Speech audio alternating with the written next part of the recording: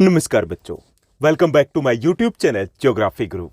आज के इस एपिसोड में, इस वीडियो में हम क्या बात करेंगे? आज हम बात करने वाले हैं क्लास 10th के स्टूडेंट्स की। बात करेंगे हम उन स्टूडेंट्स की जो क्लास 10th में पहुंच चुके हैं। देखिए, जब हम 10th में पहुंचते हैं तो वैसे तो ज़्यादा कुछ चेंज नहीं होता।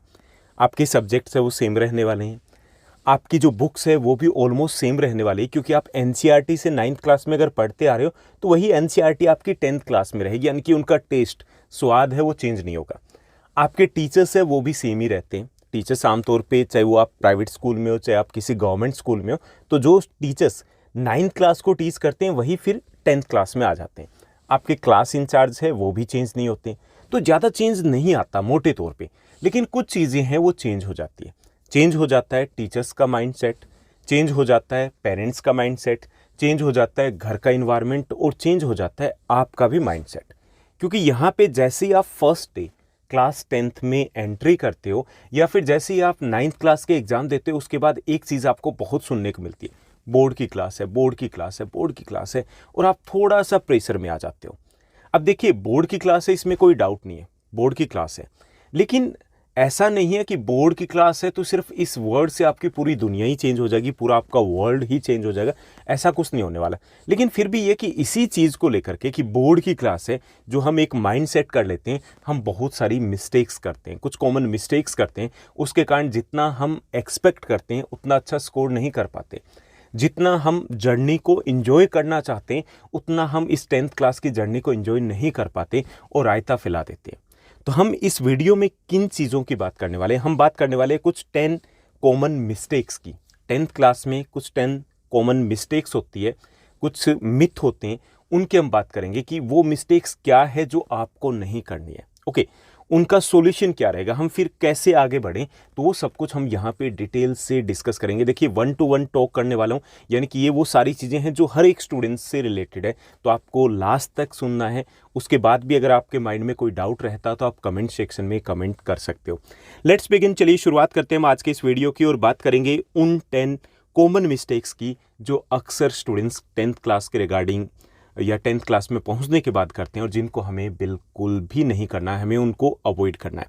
तो सबसे पहले अगर बात की जाए तो जो हमारा कंसेप्शन रहता है जब हम 10th क्लास में जाते हैं या 9th क्लास का एग्ज़ाम देते हैं, तो उसके बाद एक चीज़ जो सुनने को हमें घर से मिलती है, टीचर से मिलती है, या कहीं पर भी हम देखते हैं, तो उसमें ये होता है कि भाई बोर्ड की क्लास है। ओके, बोर्ड की क्लास है। अगर आप 9th क्लास में 95% मार्क्स भी लेके आए हो ना, तो भी आपके पड़ोसी वो बोल देंगे कि 9th में 95% लिए ना, 10th में लेके आओगे ना तब पता चलेगा, क्योंकि ये बोर्ड की क्लास है। टीचर भी बोल देते हैं, ठीक है हो गया, 9th हो गया ना, 10th में करोगे ना तब पता चलेगा, 10th बोर्ड की क्लास है। घर वाले भी यही बोलना शुरू कर देते हैं। घर वाले, जैसे आप अगर टीवी देख रहे हो, 9th के एग्जाम देख करके भी आए, या फिर अब अप्रैल भी चल रहा है तो उसमें भी टीवी देख रहे हो, तो घर वाले बोलेंगे टीवी कम देखो, बोर्ड की क्लास है। ओके, कहीं से भी हम देखें, मार्केट में अगर हम जाएं तो वहाँ पे भी जो मार्केट में जाकर के देखेंगे कि 10th के लिए कोचिंग के लिए होर्डिंग वगैरह लगे हुए हैं, ऐसा कुछ है। आप अपने फ्रेंड से बात करोगे तो फ्रेंड क्या बताएगा कि भाई मैंने तो एग्ज़ाम हुए और एग्ज़ाम होने के बाद नेक्स्ट डे से ही कोचिंग स्टार्ट कर दी थी, बोर्ड की क्लास है ना, स्टार्ट करना है। ऐसा करके कि आपके माइंड में भी ये सेट हो जाता है कि हाँ, बोर्ड की क्लास है, डिफ़िकल्ट रहेगा सब कुछ, जर्नी इतनी मज़ेदार नहीं रहेगी, तो आप प्रेशर ले लेते हो। तो क्या एक्चुअल में ऐसा होता है? देखिए, ऐसा नहीं होता है। जो आपकी 10th क्लास होती है ना, वो आपके लाइफ की अब तक की सबसे इजी क्लास रहने वाली है, सबसे इजी क्लास रहने वाली है। देखिए, 10th में हम जाते हैं, थोड़ा सा मेच्योरिटी लेवल हमारा बढ़ जाता है, थोड़ा सी समझ आ जाती है कि हाँ भाई, पढ़ना है और हमें खुद के लिए पढ़ना है। और यही चीज़ होती है स्टडी में, मतलब ऐसा कुछ नहीं होता मुश्किल या आसान, कुछ नहीं होता। आपके मानने या ठानने के ऊपर डिपेंड करता है। अगर आप मान लेते हो कि मुश्किल है तो सब कुछ मुश्किल है, अगर आप मान लेते हो तो आसान है, सब कुछ आसान है, सब कुछ ईजी है। ओके, तो यहाँ पे जब हम 10th में आते हैं तो हमारी माइंड सेट एक तो ये हो जाता है कि भाई पढ़ना है, पढ़ना है। जब आपने ये सोच लिया तो everything is going to be easy, बहुत ईजी हो जाता है। ठीक, तो ये चीज़ नहीं माननी, या ये चीज़ कंसेप्ट के साथ नहीं जाना कि भाई बहुत पढ़ना पड़ेगा। और जब हम बहुत पढ़ने के चक्कर में पड़ जाते हैं ना, बड़ा रायता फैलाते हैं, क्योंकि हम 9th के तुरंत बाद हमने पढ़ना शुरू कर दिया। ओके, उसके बाद हमने क्या किया कि हम इधर उधर कोचिंग सर्च करना शुरू कर दिया, हमने ये बुक्स ले आए, वो बुक्स लेके आए, और ये जो प्रेशर ले लिया ना, तो भाई बिल्कुल भी मज़ा नहीं आएगा। देखिए, मान लीजिए हम दिल्ली से हैं और दिल्ली से हमें जाना है हिमाचल प्रदेश, शिमला जाना है, तो इसको वहाँ तक जाने के 2 तरीके हो सकते हैं। ठीक। एक तरीका तो ये है कि मैं दिल्ली से निकलूँ और मैं इंजॉय करते हुए निकलूँ, सफ़र को इंजॉय करते हुए कि भाई दिल्ली से निकले, वाओ मज़ा आने वाला है। ओके, रास्ते में आए तो कहीं वो मूर्थल के आसपास वहाँ पे ढाबे आते हैं, भाई परांठे खाने हैं, वाओ। वहाँ पे वो गरम धर्म का होटल आता है, वहाँ पे सेल्फी वगैरह लेनी है, वाओ। उसके बाद ये कि चंडीगढ़ आएगा तो वहाँ भी थोड़ा रुकेंगे, हम स्टे करेंगे, वाओ। रास्ते में भी कहीं पे कोई जगह मिलेगी तो वहाँ पर हमें पिक्स लेनी है, भाई पिक्स तो बनती है, वाओ। ओके, एक तरीका यह कि इंजॉय करेंगे, हम चिल करते हुए जाएंगे और शिमला जा करके तो चिल करना ही है, ठीक। दूसरा तरीका है कि बस में बैठ के भाई वॉमिटिंग ना हो जाए, भाई कब पहुंचेंगे, इतनी देर लगेगी, कितना किलोमीटर, नहीं मैं नहीं उतरूंगा, मैं चाय नहीं लूँगा। मतलब एक तो ये कि इस टाइप से जाएं, मज़ा किस में, चिल करते हुए जाएं। तो चिल करते हुए जाएंगे तो उसमें एक चीज़ क्लियर होनी चाहिए कि भाई क्या करना है, कितना करना है, कैसे करना है, ठीक। सफ़र कितनी दूरी का है, कितने किलोमीटर का है। तो यहाँ आपकी चीज़ मैं क्लियर कर दूं कि 10th क्लास है वो बहुत इजी है, बहुत इजी है। तो मैस क्रिएट मत कीजिएगा, ऐसे उलझाइएगा मत उसे, ठीक। एक नेचुरल स्पीड के साथ, फ्लो के साथ जाइएगा, ठीक। पहली चीज़। उसके बाद दूसरी चीज़ जो फर्स्ट से ही रिलेटेड है कि कोचिंग लें या फिर ना लें। 10th क्लास में जा रहे हैं कि कोचिंग लें या फिर ना लें। जैसा कि मैंने आपको बताया कि जैसे ही आप 10th क्लास में पहुंचोगे आपके एक इक्का दुक्का फ्रेंड्स ऐसे मिल जाएंगे जो कहेंगे कि मैंने कोचिंग स्टार्ट कर दिया। पापा ने जब 9th के एग्ज़ाम नहीं हुए थे ना, उसी वक्त देख करके आ गए थे तो कोचिंग ले रहे हैं। कुछ बच्चे कोचिंग को इतना ज़्यादा सीरियसली ले लेते हैं कि भाई कोचिंग खेलने लग जाते हैं कि मॉर्निंग में स्कूल आने से पहले एक कोचिंग ले करके जा रहे हैं, इवनिंग में एक कोचिंग लेके जा रहे हैं। कुछ बच्चे तो और भी ज़्यादा नेक्स्ट लेवल पे चले जाते हैं, भाई मैथ्स की 2 कोचिंग जा रहे हैं। तो कोचिंग लेनी क्या 10th में ज़रूरी होती है? क्योंकि आपको भी लगता है ना कि टीचर भी बोलते हैं कि अच्छा थोड़ा प्रॉब्लम आई ना तो कोचिंग ले लेना, बोल देते हैं कई बार, अक्सर पेरेंट्स भी बोल देते हैं कोचिंग ले लो। या फिर ऐसे भी हो जाता है कि पड़ोस का चिंटू है, इधर का मिंटू है, वो सोनू मोनू सारे जा रहे हैं कोचिंग, तो आपके ऊपर भी एक प्रेशर आ जाता है। मार्केट में जाते हो तो कोचिंग सेंटर वाले भी है कि हाँ 10th क्लास के लिए बैचेज स्टार्ट हो गए, ऐसा हो गया। तो कई बार आपको लगता है कि कहीं मैं गड़बड़ तो नहीं करा, आपको लग रहा है कि कोचिंग की ज़रूरत नहीं, लेकिन फिर भी लगता है कि भाई गड़बड़ तो नहीं करा, कहीं मैं पीछे ना रह जाऊं कि हाँ मेरे से पीछे था, 4th आया था, मैं फर्स्ट था, लेकिन वो कोचिंग ले रहा, पीछे तो नहीं रह जाऊंगा। और जब वो स्कूल में पहुंचते तो वो कोचिंग में ये क्या था, कोचिंग में भाई साइंस वाली मैडम क्या गजब पढ़ाती है। अब ये कि आपको लगता है कि ज़रूरी है। तो देखिए, ये कोचिंग जो 10th क्लास के लिए होती है ना, बिल्कुल भी ज़रूरी नहीं होती। 10th क्लास मैंने बताया कि आपकी 9th से ईजी रहने वाली है। आपका चाहे इंग्लिश हिंदी की बात करें तो उसकी तो आप जाते ही नहीं हो जनरली। आपकी अगर मैथ्स की बात करें, साइंस की बात करें तो साइंस में केमिस्ट्री का एक चैप्टर है, फिजिक्स का एक चैप्टर है जिसके ऊपर थोड़ा सा फोकस आपको ज़्यादा करना है, बायो में कुछ है नहीं। बात करें आपका सेम मैथ्स का तो उसमें एक आध टॉपिक को छोड़ करके बाकी कुछ नहीं है। एसएस में कुछ है ही नहीं। कोचिंग किस चीज़ की लोगे? लेने की नीड ही नहीं है। जो 2-3 टॉपिक्स हैं ना वो आप टीचर से वहीं कर सकते हो या फिर यूट्यूब जिंदाबाद है, वहाँ से आप कर सकते हो। तो कोचिंग नहीं लेनी। देखिए, आपका स्कोर है वो कोचिंग से नहीं आएगा, आपकी स्टडी इससे कहीं पर भी कोरिलेट नहीं करते कि कोचिंग ले रहे हो तो आप अच्छा स्कोर कर पाओगे, आपके कंसेप्ट क्लियर होंगे। स्कोर जब जैसे जैसे आप हाई क्लासेस में जाओगे तो देखिए आपका स्कोर, आपकी लर्निंग वो डिपेंड करती है आपकी सेल्फ स्टडी के ऊपर। अगर टीचर आपको 6 आवर्स के लिए स्कूल में टीच कर रहा है, उसके बाद अगर उसी सब्जेक्ट को आप कोचिंग के लिए जा रहे हो, भाई 24 आवर्स अगर कोई टीचर टीच करता रहे, कुछ नहीं होने वाला। होगा कब? जिस दिन आप बुक उठाओगे, सेल्फ स्टडी करोगे, तब कंसेप्ट हमारे माइंड में बैठते हैं, तब हमें समझ में आता है कि अच्छा ये चीज़ ऐसे है, तब हम अपने एग्जाम्पल क्रिएट कर पाते हैं, तब हमारी नींव बन पाती है, तब हमारे बेसिक्स क्लियर हो पाते हैं। तो सेल्फ स्टडी है वो ज़्यादा इंपॉर्टेंट है। सेल्फ स्टडी अगर नहीं कर पा रहे हो तो कुछ नहीं होगा। जैसे आप मान लीजिए कि जितने आवर्स आप स्कूल में स्टडी करते हो, टीचर आपको करवा रहा है, उससे इक्विवेलेंट हिंदी और इंग्लिश को पढ़ना है। मान लीजिए कि आप 40 मिनट्स अगर आप पढ़ के आए हो, स्कूल में स्टडी किया है, तो 40 मिनट्स आपको इंग्लिश को हिंदी को देने हैं, ठीक। आपने 1 आवर लगाया सोशल साइंस के ऊपर, तो सोशल साइंस का 1 आवर आपको देना है घर आकर के भी। साइंस पे 1.5 गुना टाइम देना है, मैथ्स के ऊपर 1.5 गुना टाइम देना है। आपने 1 घंटा अगर साइंस का स्कूल में लगाया तो 1.5 घंटा आपको सेल्फ स्टडी करनी है। बस इतना कर दीजिएगा, 4-5 घंटे लगा दीजिएगा, टॉप कर जाओगे 95% के आसपास, तो बड़े आसान से है, ठीक। तो कोचिंग कंपलसरी नहीं है, क्लियर माइंडसेट कर लेना, कोई भी कुछ भी कहे।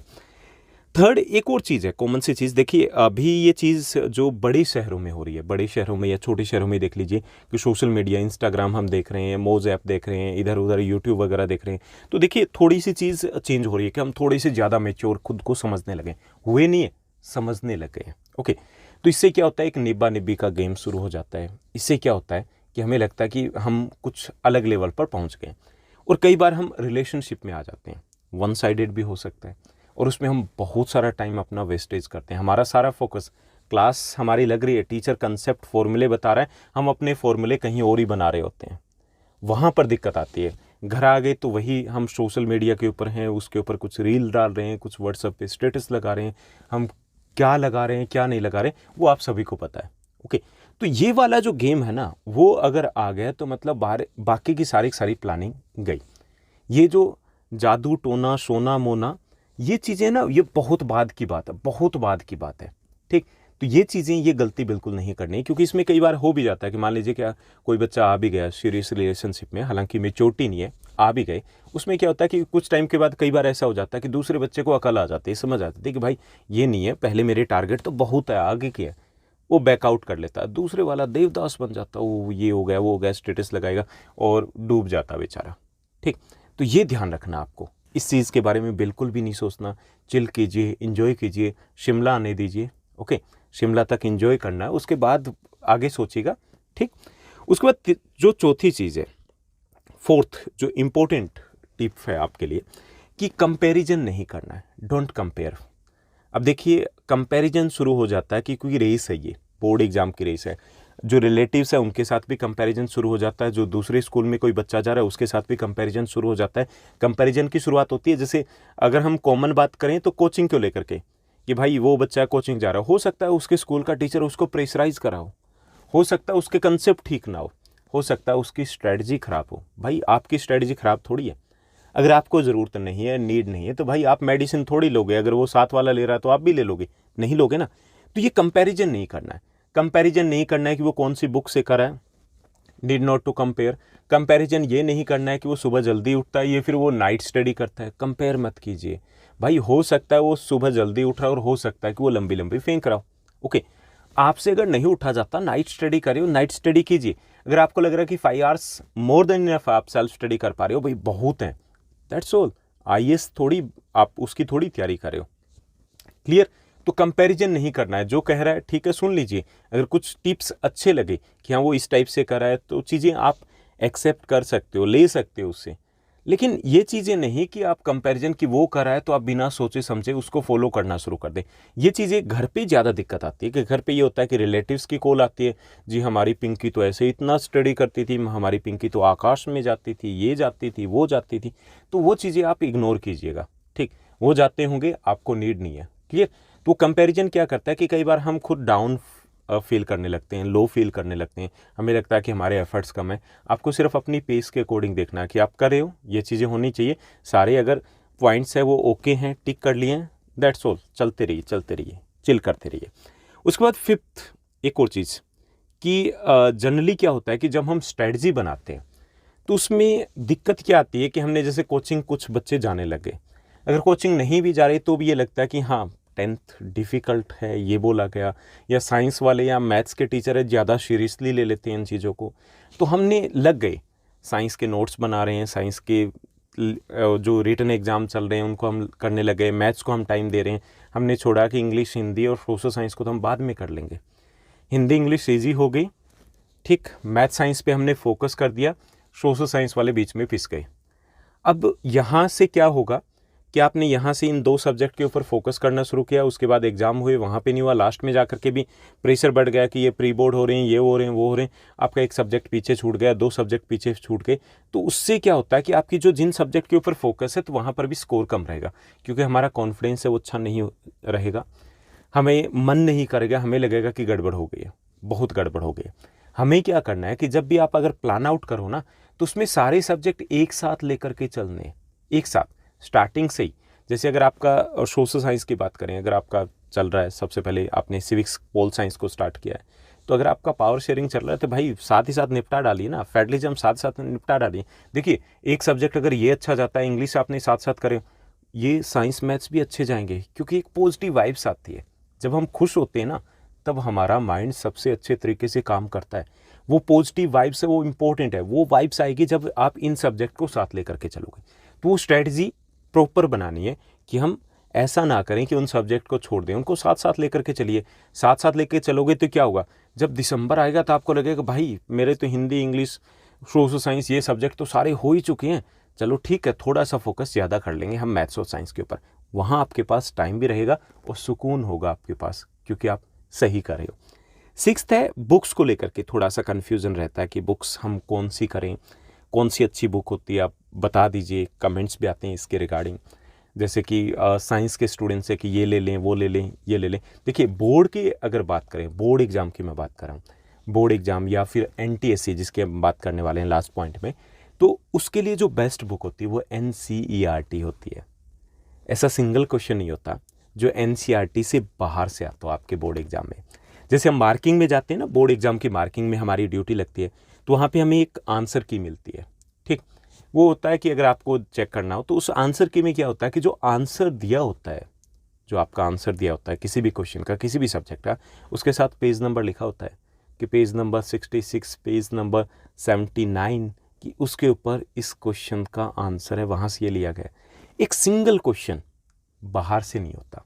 तो आप NCERT के साथ जाते हो ना, तो देखिए आपका बेस स्ट्रॉन्ग होता है। NCERT के साथ जाते हो, आपके कंसेप्ट है वो उलझते नहीं है, ज़्यादा बेटर तरीके से क्लियर होते हैं। आप आगे अगर मेडिकल, नॉन मेडिकल या आर्ट्स किसी भी क्लास में, कैसे भी किसी भी स्ट्रीम के साथ जाओगे तो भी एक कॉन्फिडेंस रहेगा। ओके, तो NCERT है उसके साथ जाइए, उसके साथ कीजिए। हाँ, हेल्प बुक आप ले सकते हो अगर आपको लगता है कि हाँ स्पोर्ट मटेरियल चाहिए कि क्वेश्चन किस टाइप के आते हैं, तो उसके लिए ले सकते हो बाद में, लेकिन हेल्प बुक से आपको स्टडी नहीं करनी है। हाँ, बाद में आप स्टडी कर सकते हो, अक्टूबर के बाद आप देखोगे। हाँ, तो आपको जो चैप्टर्स करने हैं, चाहे वो कोई भी सब्जेक्ट, वो NCERT के थ्रू ही चलेंगे और उससे बेस्ट कुछ भी नहीं है। क्लियर? कुछ भी नहीं मतलब कुछ भी नहीं। उसके बाद आता है कि स्टडी करें कैसे। देखिए एक मेथड होता है concept formation method. Concept formation method सबसे बेस्ट ये होता है कि जब हम स्टडी करें कोई भी चीज़ तो उसका कंसेप्ट हमारा क्लियर होना चाहिए। अगर कंसेप्ट क्लियर नहीं है, इट मीन्स दैट हम क्रेम करें।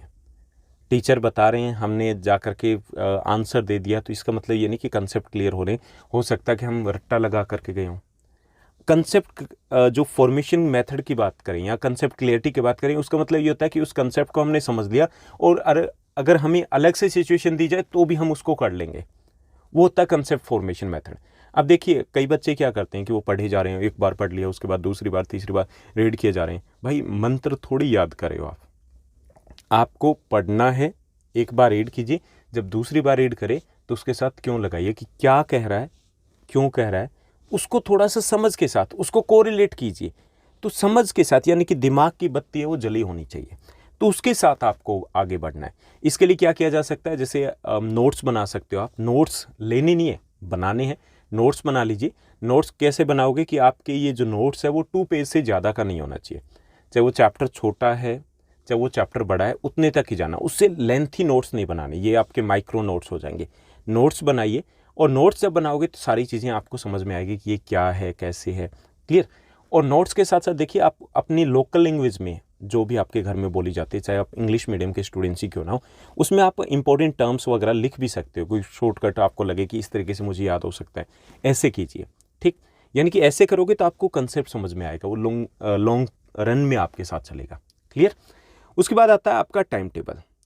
टाइम टेबल की बात करें तो देखिए कॉमन सी चीज़ होती है, जो स्टूडेंट्स टॉप करते हैं उनके पास टाइम टेबल होता है। ठीक, जो स्टूडेंट्स अच्छा स्कोर करते हैं उनके पास भी टाइम टेबल होता है, लेकिन सारे बच्चे वो टाइम टेबल नहीं बनाते।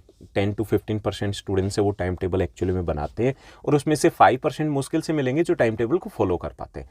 फॉलो करना बाद की स्टेज है, पहला है उसको बनाना है। टाइम टेबल अगर बनाते हैं तो उसमें हम टाइम को काफ़ी हद तक मैनेज कर पाते हैं कि भाई किस वक्त हमें खेलने के लिए जाना है, किस वक्त हमें टीवी देखना है, किस वक्त हमें खाना खाना है, किस टाइम तक हमें स्टडी करनी है। तो हमें एक आइडिया रहता है कि हाँ इस टाइम हमें उठना है, इस टाइम हमें सोना है। रोज़ नहीं कर पाएँ, कभी कभी तो कर पाएंगे ना, एडवांटेज ही मिलेंगे हमें, लॉस तो नहीं है कोई भी। तो टाइम टेबल ज़रूर बनाना है। और टाइम टेबल में एक चीज़ और, जैसे एक और वीडियो में लेकर के आऊँगा, कल आपको ये वीडियो मिल जाएगी। एक और वीडियो है कि उसमें मैं आपको एक सैंपल दूंगा क्लास 10th का सोशल साइंस की प्लानिंग कैसे की जाएगी। तो उसमें मैं दूंगा कि किस महीने में कौन से चैप्टर करने, कि अप्रैल में आपको ये करने, मई में ये करने, और उसके बाद जुलाई में ये करने। तो उससे ये रहेगा कि हाँ, एक प्रॉपर स्मूथ स्पीड से जाना है, स्पीड भागम भाग नहीं करना। तो टाइम टेबल के साथ अटैच कर लेंगे कि इतने घंटे पढ़ना है और एक महीने में अपने को इतने चैप्टर करने, एक 1 मंथ में अपने को इतना सिलेबस कवर करना है। तो वो चीज़ें क्लियर हो जाए आपकी साथ ही साथ। ओके, तो टाइम टेबल है उसको बनाइए, लेकिन वो प्रैक्टिकल होना चाहिए। इस चीज़ को याद रखिएगा, प्रैक्टिकल होना चाहिए, यानी कि बना दिया वो चीज़ें अपना फोकस ही ना हो पाए।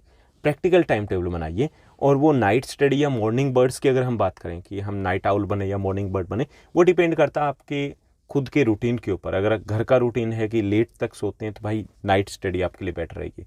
अगर घर का रूटीन ये कि जल्दी सो जाते हैं, फिर पॉसिबल है कि आप मॉर्निंग बर्ड बन सकते हो, सुबह जल्दी उठ सकते हो। तो उसके अकॉर्डिंग सेट कीजिएगा, एक्सपेरिमेंट ज़्यादा मत कीजिएगा। क्लियर? टाइम टेबल के भी काफ़ी सारे वीडियोज़ मैंने पहले ही डाले हुए हैं, कुछ और वीडियोज़ मैं आपको दे दूंगा, उसके अकॉर्डिंग आप सेट कर सकते हो। उसके बाद आता है आपका सोशल मीडिया।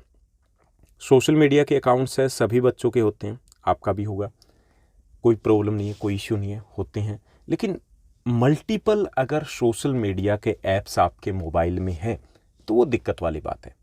हम मोज भी देख रहे हैं, हम इंस्टाग्राम के ऊपर भी हैं, हम फेसबुक के ऊपर भी हैं, मैसेंजर भी है, टेलीग्राम भी है, व्हाट्सएप भी है।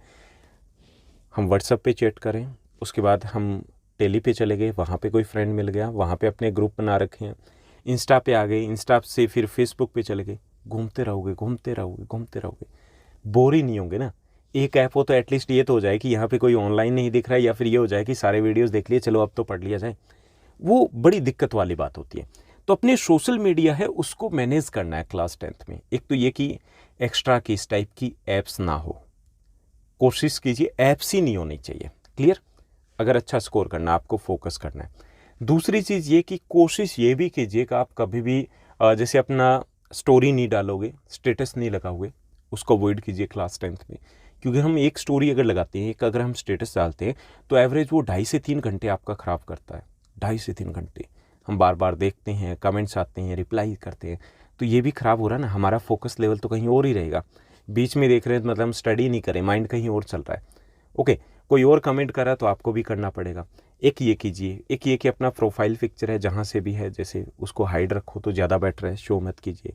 ब्लू टिक को भी ऑफ रख सकते हो, तो आप अगर किसी स्टेटस दिख भी जाए तो रिप्लाई करना कोई कंपलसरी नहीं रहेगा। तो इन चीज़ों को थोड़ा सा मैनेज करना सीखिए, क्योंकि मैनेजमेंट है वो होना ज़्यादा ज़रूरी है। आपकी लाइफ कैसे होगी वो दूसरों के हाथ में उसकी बटन नहीं होनी चाहिए, उसका स्विच आपके पास होना चाहिए। क्लियर? उसके बाद 10th जो चीज़ आती है, देखिए 10th क्लास में अगर हम जाएंगे तो एक आपका एग्ज़ाम होगा NTSC का। NTSC का एग्ज़ाम है, जैसे कोविड पीरियड में नहीं हुआ था, लेकिन पहले होता रहा और इस बार फिर से वो कंटिन्यू आगे से हो जाएगा। तो NTSC की अगर बात करें, बहुत इंपॉर्टेंट, बहुत बड़ा एग्ज़ाम होता है। जो प्राइवेट या गवर्नमेंट स्कूल के स्टूडेंट्स हैं वो दे सकते हैं, उसका एक सेपरेट वीडियो मैंने दे रखा है, क्या होता है, कैसे होता है। उसको अगर आप क्रैक कर लेते हो तो जब तक आप स्टडी करोगे, चाहे PhD तक करो, तब तक आपको स्कॉलरशिप मिलेगी जो अच्छी खासी होगी। मतलब आपका सारा खर्चा निकल जाएगा, मंथली पैसे आपको मिलेंगे। ज़रूरी भी होता है। दूसरा ये भी ज़रूरी होता है कि खुद को प्रूव कर पाओ। एक आपको प्लेटफॉर्म मिल रहा है तो वहाँ पे आप खुद को प्रूव कर पाओगे, उसके लिए ज़रूरी है उसको देना। उसकी स्टार्टिंग से ही हमें तैयारी करके चलनी है कि हाँ, ऐसा अलग से नहीं है। अब ये कि कन्फ्यूजन ये हो जाता है कि NTSC पे फोकस करें या बोर्ड एग्जाम के ऊपर। देखिए दोनों चीज़ें अलग अलग नहीं है, सेम ही चीज़ें। आपका जो लेवल 1 होता है उसमें वो सेम सिलेबस आता है, जो दिसंबर तक या नवंबर तक आपका क्लियर होता है, उतना ही सिलेबस आता है।